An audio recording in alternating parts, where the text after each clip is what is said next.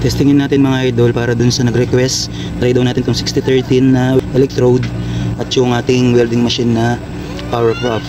Nasa 120 amperes tayo, naka-submerge yung ating metal dito sa balde ng nasa mga 1.5 inch.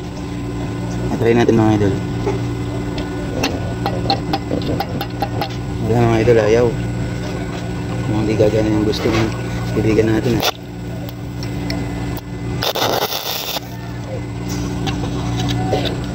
Isang pamper.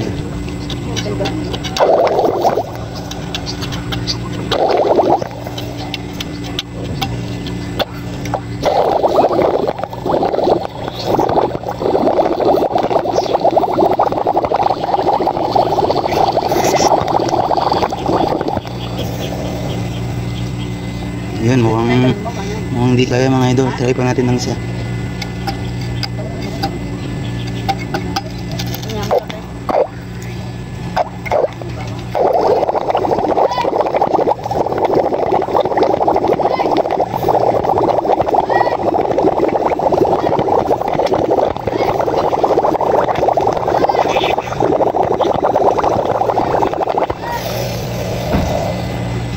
Ayan mga idol, check natin ngayon. Grabing pinagbago ng tubig. Walang cut yan mga idol, check natin.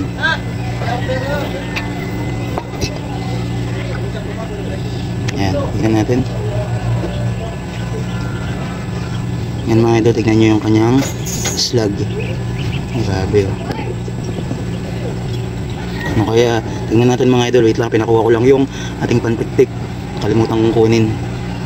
Pero mukhang kaya naman siguro ito kahit welding rod lang. Check natin mga idol. Ang tigas ng ano. Basahin natin konti. Ayun mga idol, okay naman siya kahit paano. Hindi ko lang siya ganang nakikita pag nag-welding kasi bumubula. Brush natin mga idol. Ito yung nauna. Ito. Ayan mga idol, tingnan nyo. Ayan. Ito. Pwede naman pala. Kaya lang, di ko pa sigurado to kung matibay siya. Pero okay naman siya mga idol. Ano sa tingin nyo? Ayos naman, diba?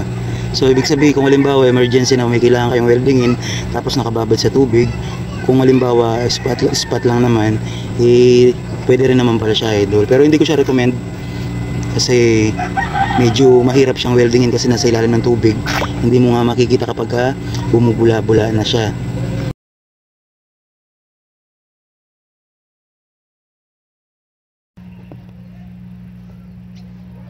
Ayan siya mga idol.